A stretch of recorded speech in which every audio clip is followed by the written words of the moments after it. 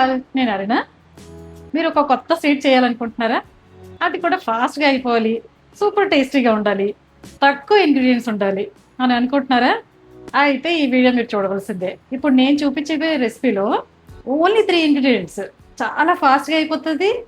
ఒక్కసారి కానీ మీరు చేసుకుంటే మీరు మళ్ళీ మళ్ళీ చేసుకుంటారనమాట, అంత బాగుంటుంది. ఇదేంటంటే only coconut milk, corn starch, sugar, అంతే. జస్ట్ 3 ఇంగ్రీడియంట్స్ క్విక్గా అయిపోయే రెసిపీ అనమాట.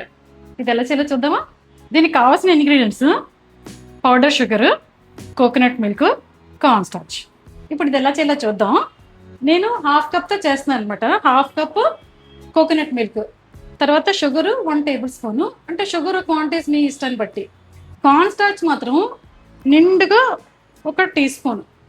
ఇది కార్న్ స్టార్చ్ తక్కువైందంటే ఏమవుతుందంటే కొంచెం ఓబ్లీగా ఉంటుంది, ఫుల్గా ఫామ్ అవుతుంది, సెట్ అవుతుంది. ఎక్కువ అయిపోయింది అనుకోండి గట్టిగా ఉంటుంది అనమాట స్వీట్. సో కార్న్ స్టార్చ్ మాత్రం కరెక్ట్గా వేసుకోండి.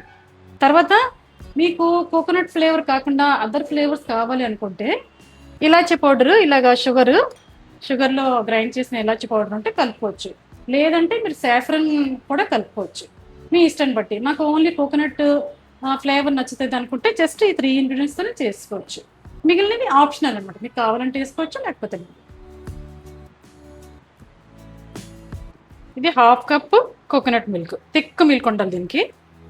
1 table spoon powder sugar, corn starch ఇలా టీ స్పూన్ నిండుగా తీసుకోండి.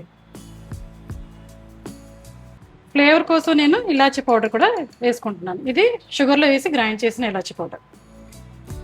ఇది ఆప్షనల్, మీకు కావాలంటే వేసుకోవచ్చు, లేకపోతే లేదు. బాగా కలపాలి దీన్ని, ఇలాగా లంప్స్ లేకుండా బాగా కలపాలి. ఇప్పుడు స్టవ్ ఆన్ చేసుకొని ప్యాన్ పెడతాను. ఇది టోటల్ రెసిపీ అంతా ఏంటంటే ఒక 2-3 మినిట్స్ అయిపోతుంది.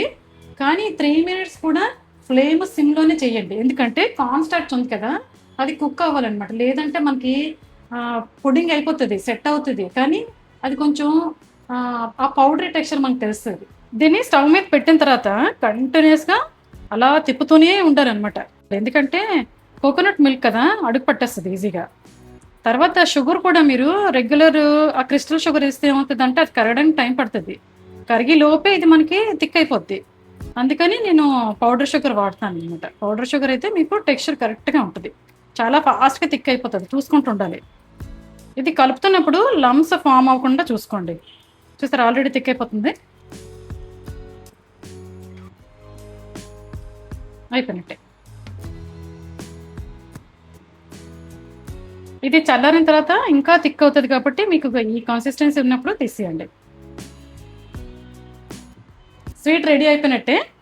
దీన్ని కొంచెం సెట్ చేసుకోవడానికి కప్పులో వేసుకుంటున్నాను. కొంచెం గార్నిషింగ్ కోసం నేను ఏంటంటే పిస్తా, రోజ్ పెటల్స్ కలిపినవి వేస్తాను అనమాట, చూడడానికి కూడా బాగుంటుంది కదా.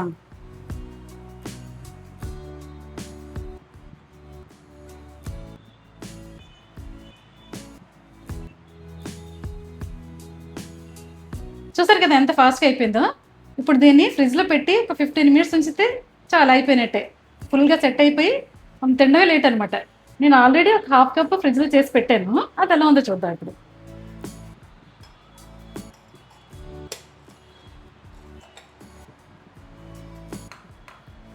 చూడండి ఎంత బాగా వచ్చిందో.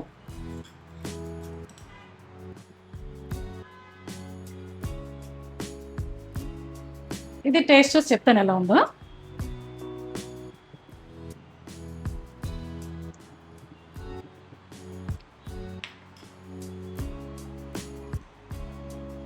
ఇది ఎంత బాగుందంటే కూల్గా, తర్వాత క్రీమీగా, సాఫ్ట్గా, సూపర్ ఫ్లేవర్ఫుల్గా, చాలా బాగుంది. తింటుంటే ఐస్ క్రీమ్లా కరిగిపోతుంది అనమాట, అంత బాగుంది. మీరు ఇది అనుకోవడం ఆలస్యం, చిటికలు అయిపోతుంది అంతే. ఇది నేను ఫస్ట్ టైం చేసినప్పుడు 1 టీ స్పూన్ కన్నా కార్న్ స్టార్చ్ తక్కువ వేసాను అనమాట. అదేమైందంటే కొంచెం వాబ్లీగా ఫ్రిడ్జ్లో పెట్టినా సరిగా సెట్ అవ్వలేదు. మళ్ళీ రెండోసారి చేశాను. రెండోసారి చేసినప్పుడు ఏమైంది, 1 టీ స్పూన్ కన్నా కొంచెం ఎక్కువ వేసాను అనమాట. వేసేటప్పటికి అది బాగా ఫర్మ్ అయిపోయింది, తర్వాత గట్టిగా ఉందన్నమాట. ఇప్పుడు చేసింది ఏంటంటే కరెక్ట్ రేషియో. ఇలాగని చేస్తే మీకు not too soft, not too firm, correct రేషియోలో చాలా బాగా వస్తుంది. మీరు కూడా ఒకసారి ట్రై చేయండి. మీకు నా రెసిపీ కానీ నచ్చినట్టయితే లైక్ చేయండి, షేర్ చేయండి, ఒక కామెంట్ పెట్టండి, నా ఛానల్కి సబ్స్క్రైబ్ చేయండి. బాయ్.